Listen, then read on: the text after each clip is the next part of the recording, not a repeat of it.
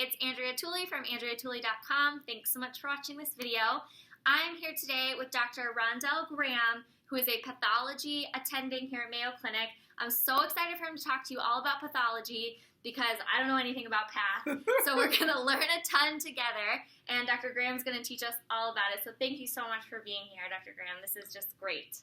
Thanks for having me, Andrea. This is terrific. So how we first met was actually last year when I was a first-year ophthalmology resident, and we do 2 months of pathology, and we do it in the pathology department, and Rondell was a fellow at the time, and he was the most friendly, most wonderful fellow, and you were like, welcome to pathology, it's so great here, like, let me help you with the microscope, and so ever since then, we've kept in touch, and I wanted to pick his brain all about pathology so that you guys can learn about the career path and everything that kind of goes into that specialty. Perfect. So can you just tell us about yourself? Where are you from? How'd you get here? What are you doing? All that kind of stuff. Perfect. Well, I went to medical school in Jamaica. So I grew up in Barbados, went to medical school in Jamaica. Typically in that system, we don't do an undergrad degree first. Okay. So I went from high school to medical school in Jamaica at the University of the West Indies. And in that medical school, almost all of the candidates are from the West Indies. Okay. And so I completed medical school there, an internship. The system is a little bit different because the medical school lasts another 5 years of training, and then there's an internship year and a senior house officer year. Okay. And while I was there, I really enjoyed pathology. I thought it was so fascinating. The thing that I thought was most interesting were the inherited polyposis syndromes. And I thought, well, pathology is great, but I was a little bit hesitant to go into pathology as a career because I didn't think there were that many pathologists in clinical medicine.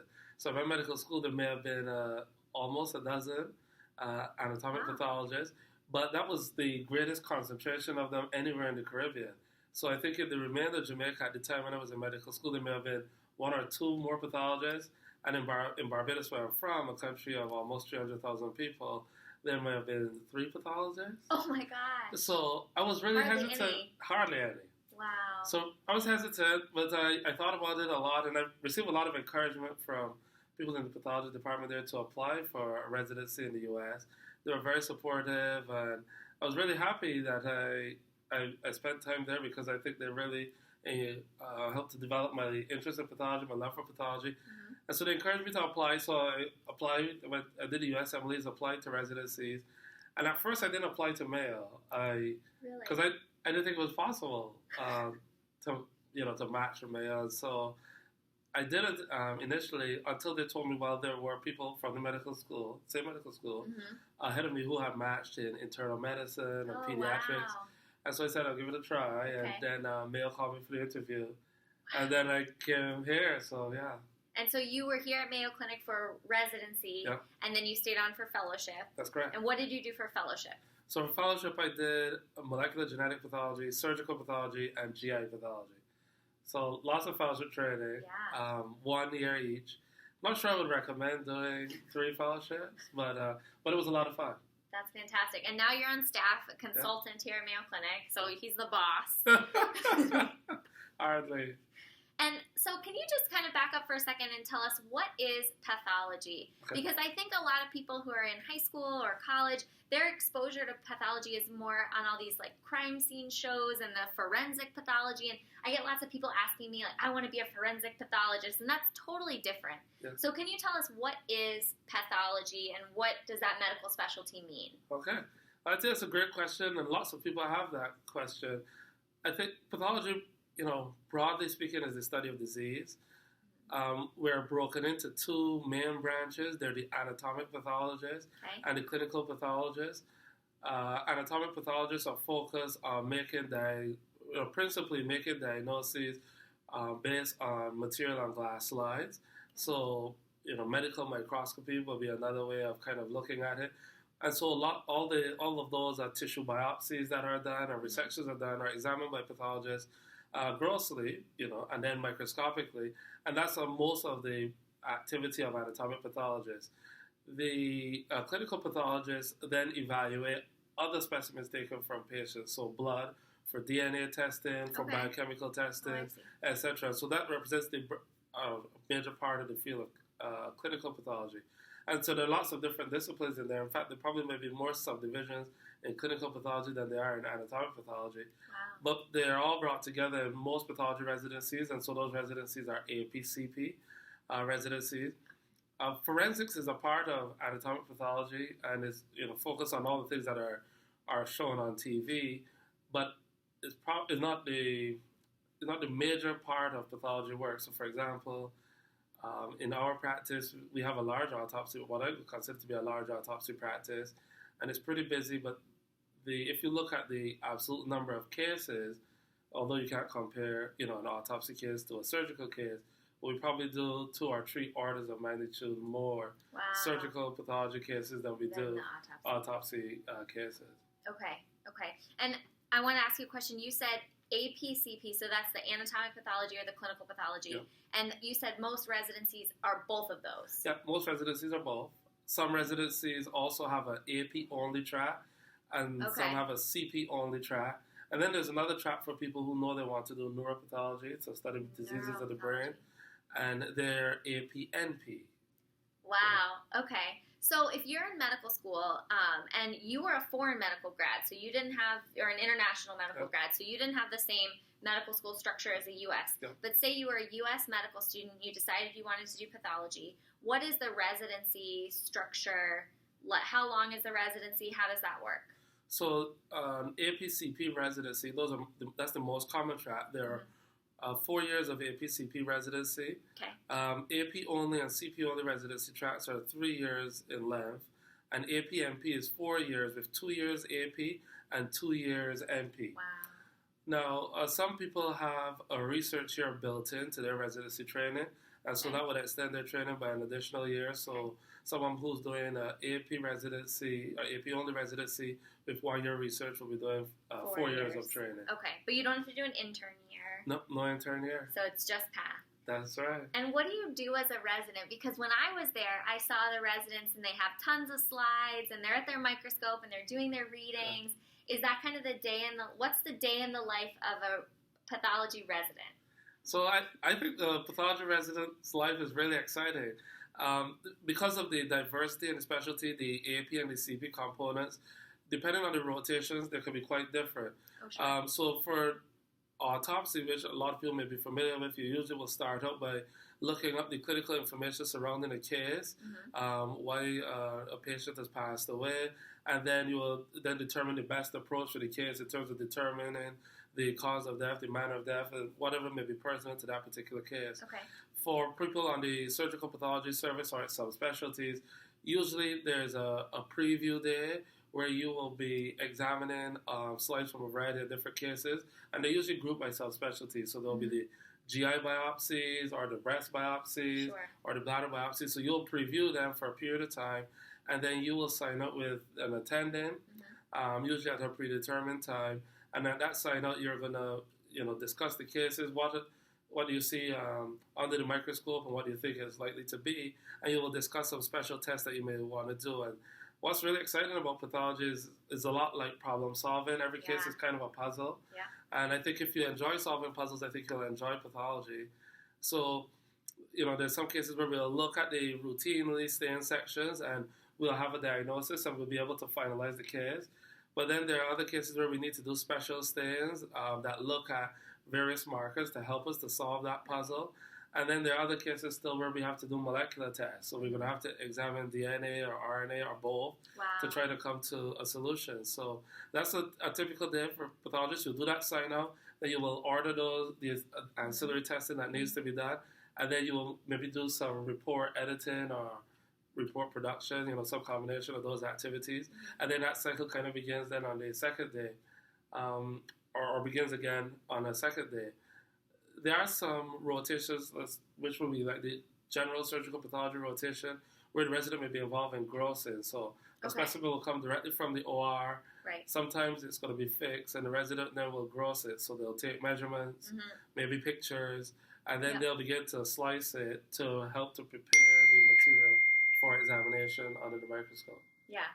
That's kind of what we did when we had our ocular pathology rotation, which is nowhere near as hardcore as you guys, but we would get specimens in from the OR that day, so little conjunctiva biopsies or corneal transplant and the old cornea, or even if they had done an enucleation, we get the whole eyeball, and we'd have to take measurements of it, take pictures of it, slice it up, and put it in the processing media so that it could go be made into slides. Right. So that's even the residents get to do things like that. Absolutely. Okay, very cool. And I feel like you have to have this just tremendous medical knowledge. I feel like the pathologists, they just know everything. And I remember being in medical school thinking, like, wow, it would be so great to know that much. I think that would be so fun. Do you feel like your specialty kind of knows everything about everything? Well, I think pathology is a great field, and what I really enjoy about it is that we have a large practice here, and when you combine a group of pathologists, it's really exciting the fund of knowledge that's available among or as part of a group.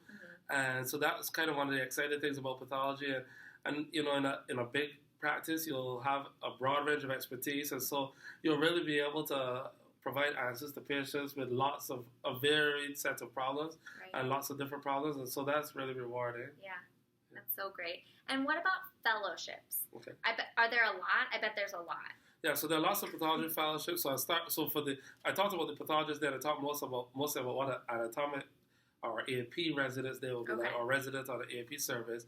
But for the CP service, those days are different.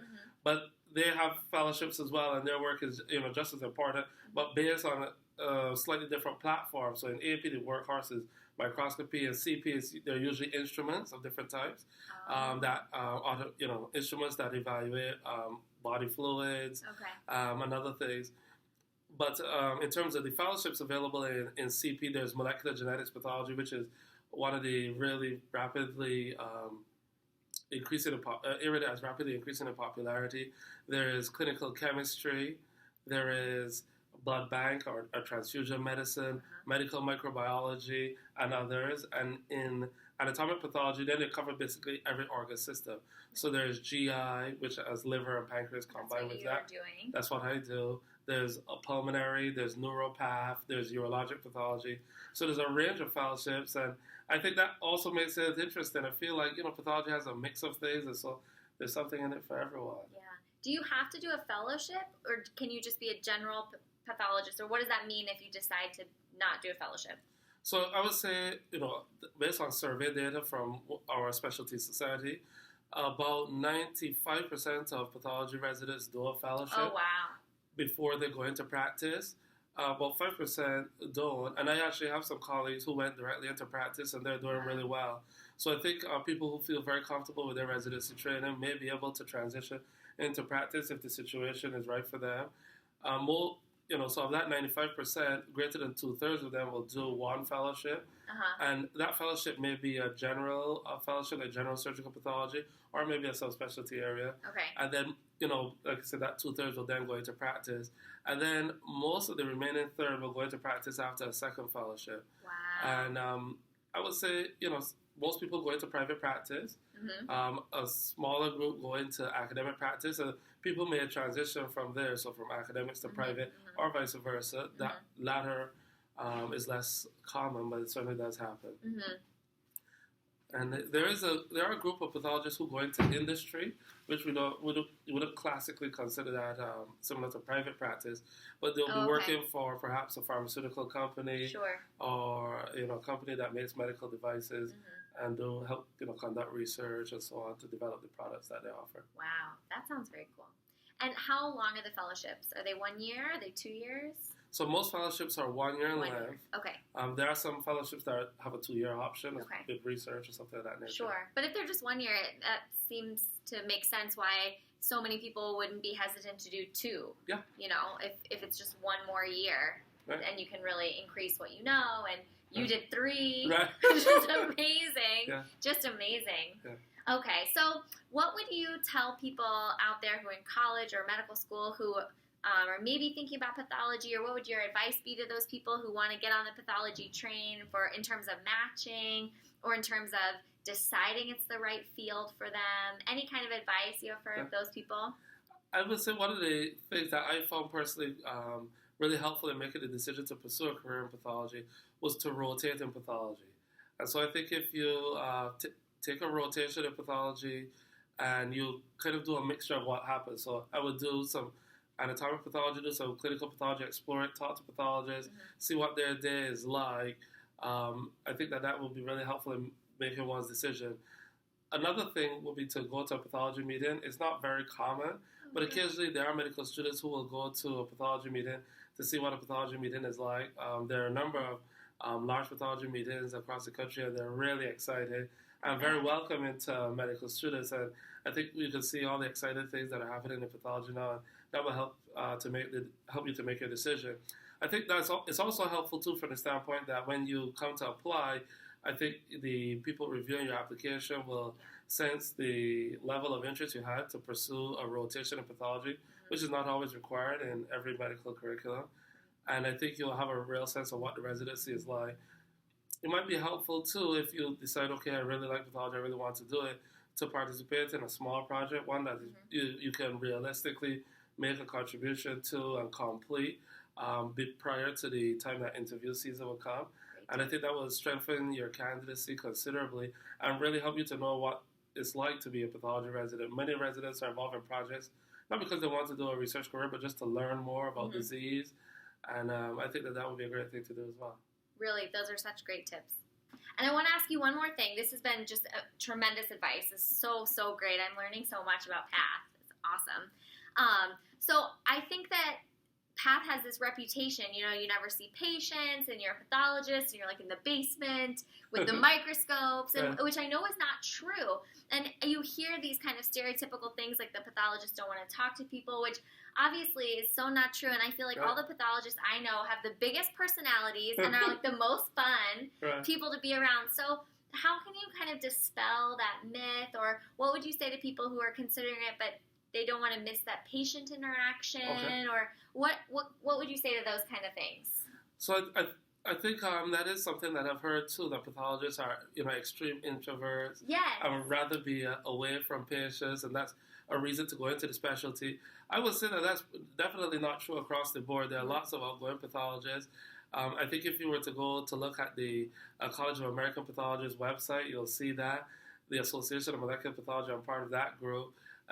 They also have a lot of community engagement, and if you have the opportunity to go to a pathology meeting, you'll see that those meetings are a lot of fun. They have fantastic socials. The AMP Molecular Pathology meeting has a party that's part of it.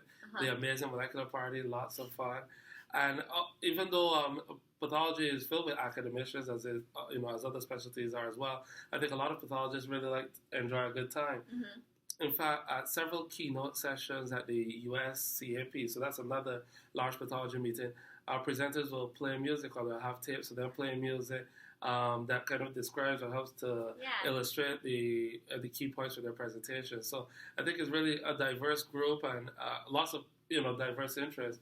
Some of my colleagues, for example, are very into photography, which is not unusual for pathologists, and they take incredible pictures. They learn lots about lenses and astronomy and astrology and different things. And so it was really kind of a mixed group, lots of fun people. And lastly, I'll say, or I shouldn't say lastly, another interesting thing about pathologists, a lot of them like wine. So if you're really into wine and wine tasting, I think you'll find some other pathologists who will really take you up on that. In terms of the patient contact, there are some branches of pathology where patient interaction is part of the specialty. Blood bank will be an example. Oh, sure. Where there's a lot of that. And depending on the nature of the practice that one ultimately goes into, people who do clinical pathology may be involved in interaction with patient advocacy groups, may be involved in part of the administration of the hospital, where there may not necessarily be direct patient contact, but with patient advocacy groups or with other members of the care team. So I think that the pathology is, not necessarily kind of a reclusive specialty at all. Exactly. And I feel like our ocular pathologist, Dr. Salomo, is such a part of the team, and the relationship that our doctors have with our pathologists, it's such a close, tight-knit relationship. So you're not kind of out on the side. You're a huge part of the team, and you're interacting with all of the different doctors, and you're an essential kind of component to whatever specialty you're involved in. I'm sure that the GI department feels the exact same way about you, Yeah. you know, indispensable, completely part of the team. So you still get that interaction in terms of being, you know, in the healthcare setting, and you're not kind of out on your own. That's absolutely right. We love our GI colleagues, our molecular colleagues. They're fantastic to work with, and we like to hear from them when they have, you know, difficult cases, and we like to do the best we can to help out. And I think all the pathologists that I work with are very dedicated to patient care, and we would like to do everything possible to try to solve the problems that patients face. That's fantastic. Thank you. Anything else you want to put out there to the budding physicians around the world, really? Well, I will say it's never too late to pursue a career in pathology. I think pathology is really fantastic. We have I have colleagues who started out in surgery and internal medicine and other areas, and they came to a point where they realized, you know, maybe I should try pathology, and they haven't looked back. So it's never too late to do pathology. That's fantastic advice. Thank you so much, Dr. Graham. I think this is going to help so many people. This has really enlightened me. If ophthalmology doesn't work out, I'm headed to pathology. It sounds great. That's funny. Well, thank you for having me. I think you're going to do great in ophthalmology. Thank you. Thanks, everybody. I really hope you enjoyed this video. Make sure you click subscribe so that you never miss a video in the future. You can always check out my blog, my Twitter, my Instagram. We'll talk to y'all later. Bye. Bye.